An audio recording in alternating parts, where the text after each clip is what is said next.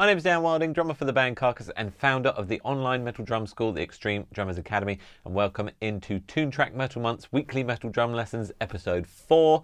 And in this lesson, I'm going to teach you all about kit mobility and how to get your hands moving really fast around the kit. Let's do it.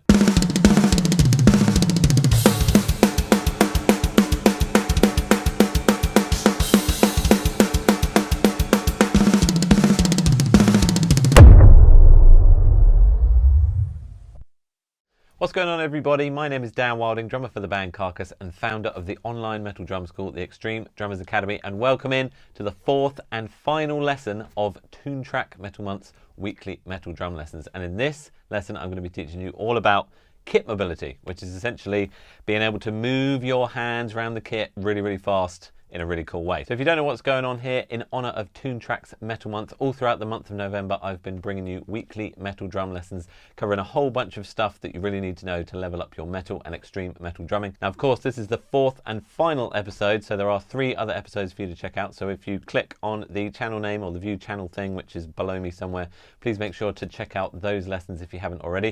And while you're there, make sure to subscribe to the channel so you can keep up to date with all the other educational stuff that's going to be coming on this channel very soon. And of course, if you like this lesson and you want more stuff on kit mobility, more stuff on bass drums, blast beats, fills, a whole bunch of really cool stuff, basically everything you could ever need to level up your metal and extreme metal drumming, please head over to my online drum school, www.extremedrummersacademy.com, for more information about all of that. Now on with the lesson. Now in this final lesson, we are talking about kit mobility.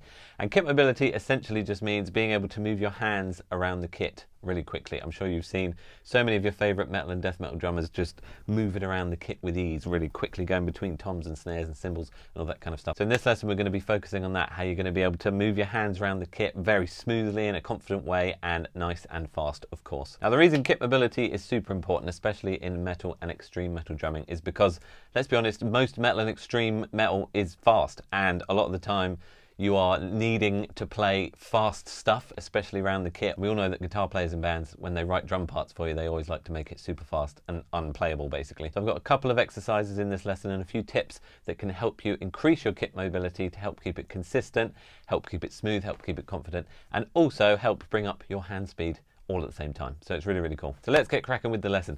As I've said before, these exercises that I'm about to show you, I've used for a very long time, and they've really helped me with my kit mobility, and I still use them to maintain my kit mobility. And once again, I've used them with students, and there is an entire full course on kit mobility, which includes these exercises and a whole bunch more over at the extremedrummersacademy.com. But these are kind of the basic exercises that you really need to get going on your kit mobility, and just using these is going to help you to no end. So all throughout these exercises, all we're going to be playing is 16th note single stroke rolls. So that is literally just right, left, right, left, right, left, right, left, right, left, or left, right, left, right, left, right, left, right if you're left hand lead.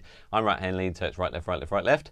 And if you don't know already, then a 16th note single stroke roll is counted 1 E-ander, 2 E-ander, 3 E-ander, 4 E-ander against a click. So this first exercise, all we're going to be doing is we're going to be playing 2 bars of 16th note single stroke rolls. But what we're going to be doing is moving it around our kit. How we're going to be doing that is essentially all you need to do is every time you play 4 of the 16th notes, 1, 2, 3, 4, 1 E-ander, every time you've played 4, you need to move to another drum. So 1, 2, 3, 4, 1, 2, 3, 4, 1, 2, 3, 4, 1, 2, 3, 4. And we're going to be doing that for 2 bars. Now, the orchestration side of things, orchestration essentially just means how you move stuff around the kit and what stuff you play, is completely up to you. Now I have a snare and 3 toms, so I've built a repeated orchestration doing this thing, playing only 4 notes of the 16th notes, 4 notes on each drum. Every time I play 4, I need to move to a different drum. But the main thing is it needs to fit in with your kit, whatever your kit is. Again, I've got snare and 3 toms. You could have snare, 1 tom, snare, 2 toms, snare, 12 toms. It's completely up to you. So the first thing you need to do is just figure out 2 bars worth of this orchestration, just doing 4 notes on each drum. Now the orchestration that I'm using is snare, high tom, snare, rack tom, snare, high tom, snare, floor tom. And that's going to take me to the end of 2 bars. So again, you can figure out an orchestration that works for you, but what I would recommend in this first exercise, again, feel free to use this orchestration, absolutely, if you've got a similar size kit to me. But what I need you to do is make sure that you've got something in your head so that you can repeat it. We want it to be the same every time so that it can become something you can become comfortable with, you can become confident with, and you're not worrying about where you're going next. So it's really important to come up with an orchestration that works for you. Again, just make sure you're doing 4 notes on each drum. Every time you've played 4 of those notes, move to a different drum. Then you've played 4, move to another drum, etc., etc., for 2 full bars of 16th note single stroke rolls. So now what I'm going to do is I'm going to play my orchestration at a slow tempo to show you exactly what I'm talking about. But all we're going to be doing is 2 bars of this, and then a 2-bar rest, and then 2 bars of this, and then a 2-bar rest, and then we'll come back and talk about how to practice it.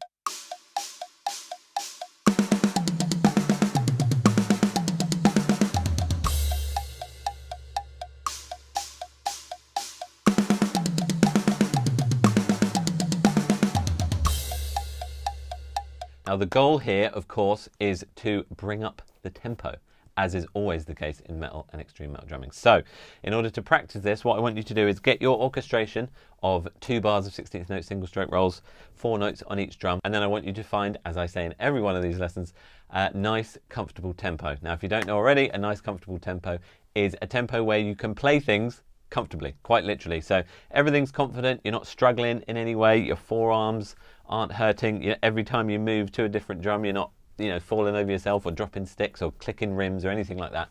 So nice, confident, comfortable tempo to start with. And then what I want you to do is to repeat this exercise for at least 90 seconds. So at least 90 seconds of 2 bars on, 2 bars off, 2 bars on, 2 bars off. Just keep looping it for 90 seconds. And when you get to the end of that 90 seconds, what I want you to do is bump the tempo up by at least 5 beats per minute or 10 beats per minute, no more than 10 beats per minute. Again, I've said this in all the other lessons, so sorry if I'm repeating myself, but especially once you get to higher tempos, a shift of more than 10 beats per minute is a really, really, really big shift. And if you're going over any more than 10 beats per minute, especially at the higher tempos, then that's when things can start getting really tricky and you can start running into problems. So again, I'd always recommend 5 beats per minute and 10 beats per minute, absolute max. 2 bars, 16th notes, orchestrated as you wish. 2-bar rest for at least 90 seconds. Now, of course, you can do it for much longer if you feel up to doing that, but the minimum that you need to do it for is at least 90 seconds. And then, of course, after that 90 seconds, move it up by 5 beats per minute, 10 beats per minute, and then do exactly the same thing again. Loop it for at least 90 seconds more if you can. Then, of course, you will get to a point where you reach your, what I always call max tempo or tempo max, and that is where you physically cannot play any faster. So what I want you to do at that point, when you get to that tempo, all I want you to do is repeat it for 30 seconds. So just get through it a few times. Again, please make sure it's still nice and clean, nice and confident, nice and controlled. All this stuff is about control and confidence, because you can blaze around the kit as fast as you want, but if it's not controlled, if it's not confident, if it's not in time with the click and it's not in time with the music, then it's kind of pointless, really. The whole thing here is to make it controlled, intentional, know exactly what you're doing and why you're doing it, not just flailing randomly and hoping for the best. So again, once you get to that max tempo, and it's starting to get really, really tricky, and those movements are getting much harder, then make sure all you need to do is 30 seconds and get through it. And trust me, if you do this regularly, if you do this daily or every other day, but consistently, if you do this consistently, that tempo max is going to creep up more and more and more and more and more as you do this and as you go on. Now I'm just going to play it for you at a faster tempo, just so you can see exactly what it looks like, what it sounds like, so that when you get to a faster tempo, hopefully it should be looking and sounding like this. So let's listen to that quick.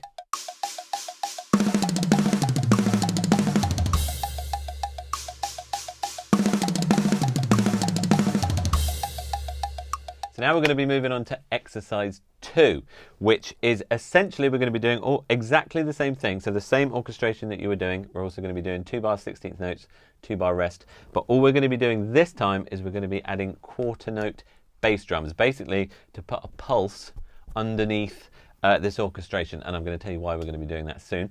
But once again, we're just going to be doing the exact same orchestration that you did, same exercise, but all I need you to do is add a quarter note pulse underneath. So the kick drums are just playing 1, 2, 3, 4, 1, 2, 3, 4 underneath that orchestration, whatever you were doing. Now the reason this is really important is, once again, all of this is about control. And so to be able to make sure everything lands where it needs to land and everything is on time and everything is tight, being able to lock in with every one of those kick drums with all of your single strokes is a really, really important thing to do. Again, it brings the whole body in. It's not just your hands independently of anything else. It's bringing that bass layer, that kind of grounding layer underneath of the kick drum. And I really want you to focus on making sure every time you hit that kick drum, your leading hand is hitting at exactly the same time. So now I'm just going to play that, exactly what I just explained, at a bunch of different tempos. Once again, 2 bar 16th notes, 2 bar rest, just adding those quarter note kicks in underneath. Once again, you can practice it exactly the same way that you practiced the first exercise. Minimum 90 seconds, going up in 5 10 beat per minute increments, and then hitting your tempo max 30 seconds, take a break, try again the next day. So let's give this a go.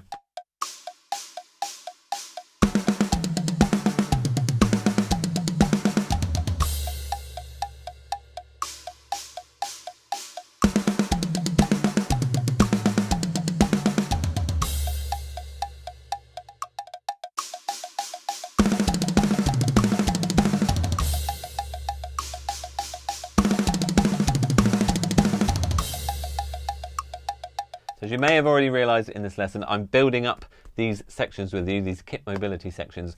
Also, you can be able to use this exercise, this kit mobility exercise, essentially as a fill, as a metal fill, a single stroke fill. But for the next exercise, what we're going to be doing is moving all of this, what we've just played, this kit mobility exercise around the kit with the bass drums, and we're going to be moving it into a musical context. So that quite literally just means making it into a musical thing, a piece of music. So all we're going to be doing is, instead of a 2 bar rest this time, we are going to be doing 2 bars of groove. Now the groove can be whatever you want. I've chosen to do a half-time groove. I always like a half-time groove because half-time grooves are relatively straightforward. You don't really have to overthink them. We've been playing them most of our drumming lives. So it's something that you don't really have to think about. So you can play it kind of on autopilot, and then you can really focus extra on the exercise and the thing that you're really trying to improve. The other reason that a half-time groove is good is because it still gets you into the mode of thinking musically, not just thinking about it as an independent exercise, thinking about it as a piece of music. So you have to figure out how to fluidly go from this exercise, which is essentially a fill, back into a groove and all make it feel smooth, all make it feel confident, all make it feel nice. Now, of course, if you want to and you get more confident with this stuff, then you don't have to do a half-time groove. You can do a blast beat, you can do a thrash groove, you can do a double bass groove, literally anything you want. But all it needs to be is 2 bars of whatever groove that you want it to be, and 2 bars of the exercise, the orchestration that you've come up with at this point. So now all I'm going to do is I'm going to play my version, 2 bars half-time groove, 2 bars of this mobility exercise, and I'm going to play it at a few different tempos so you can see what it looks like, how it sounds like, and obviously feel free to play along if you so desire.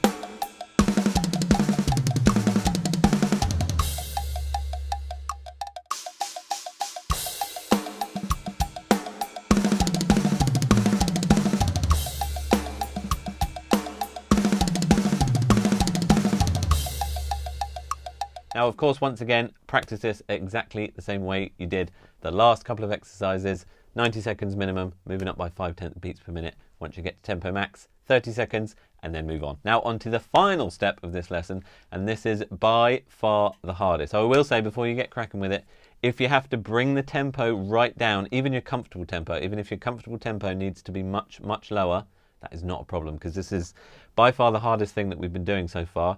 And also it involves a lot of brain work, and I'll explain what I mean in a second. So yeah, don't be put off if you're having to bring that tempo right down just to get this exercise done, because once again, the more you practice this, the more confident you can get and the higher those tempos will get. It is all about practice, it's all about control, it's all about getting comfortable with stuff, spending time on it, getting confident with it. So in this exercise, we are finally getting rid of your orchestration. That's out the window. Don't use that again. Forget that orchestration.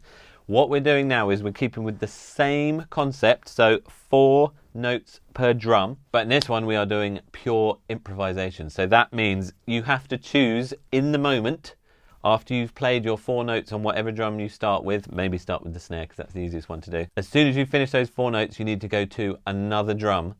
And then after those 4 notes, you need to go to another drum, and then etc, etc, etc. But I want you to completely improvise. So I want every time you play this exercise, I want it to be different. And again, the rule is every time you've played 4 notes, you need to move to a different drum. It can be any of the drums. So you can do snare, floor tom, middle tom, high tom. You can do middle tom, snare, high tom, middle tom. The choice is yours. This exercise, once again, not only building up your kit mobility, this is also building up your improvisational skills, which I think is something that's really important to master. Basically thinking on the spot and thinking on the fly. And especially in this kind of kit mobility setting, by moving in almost unexpected ways, because you're not really sure what your brain's going to do or where your brain's going to choose to go. By helping you to move in these unexpected ways, it's going to get you so much more confident at moving around the kit and it becoming kind of second nature and being able to flow wherever you need to flow. And these kinds of things, especially improvising, are so important, especially in live settings, because the amount of times, I can't even tell you the amount of times, where you mess up a section or someone in the band messes up a section and your brain has to go into, I don't know what to do here, I've played the wrong thing, I need to come up with something on the fly.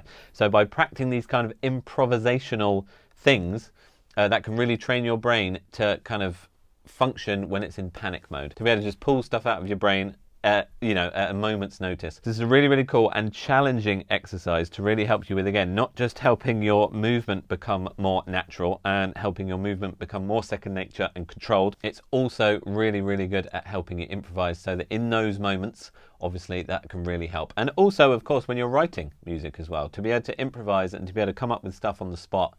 It's really, really beneficial. If you're, in a studio and the producer or your band says they want you to try a different fill, the ability to be able to improvise in a moment and just control the stuff that comes out of your head in a split second is a really, really, really important thing to be able to do. On top of the fact as well that by improvising and moving things around unexpectedly, you can help yourself come up with really creative stuff. So with that being said, now I'm going to play this final exercise at a few different tempos, playing exactly the same thing as I was before, 2 bars of groove, 2 bars of the kit mobility exercise, but this time I'm doing a random orchestration every single time, and I'm just seeing where my mind takes me, where my body takes me. And again, the rule is 4 notes on each drum. That is the rule. Don't break that rule. See what you can come up with. See how it goes. And again, this is surprisingly tricky, especially if you've never really improvised before. So if you really need to bring that tempo down, that is not a problem. So let's check that out.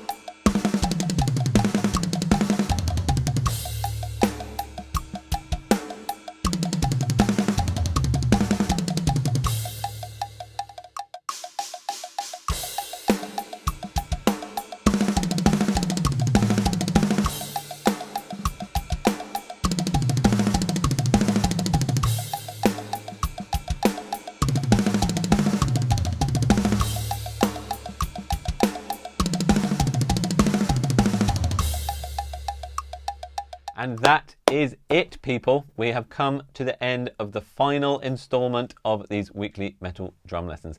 I really hope this episode has helped, and I really hope these exercises can be helpful to you and you can put them into your practice and your playing.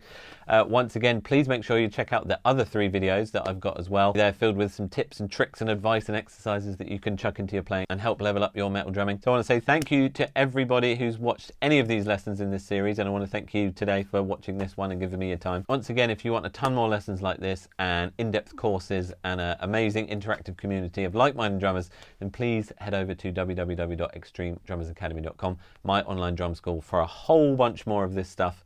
And of course, it is almost the end of Toontrack's Metal Month, but they've got so much cool stuff still coming out and still happening. So make sure you head over to toontrack.com and check out the Metal Month section, and just check them out in general. They're amazing. And of course, today and all these lessons, I've been using the incredible Toontrack sounds on my Roland kit. I use a mixture of Easy Drummer and Superior Drummer stuff. There's going to be a video on this channel coming very soon about how I do that and how I optimize my electronic kit to make it sound like I do. So again, make sure you subscribe to the channel because there's a whole bunch more educational stuff coming in the future. And again, thank you so much to everybody for giving me their time, and I look forward to seeing you in another video or out on tour somewhere. Thanks so much, guys, and I'll see you very, very soon.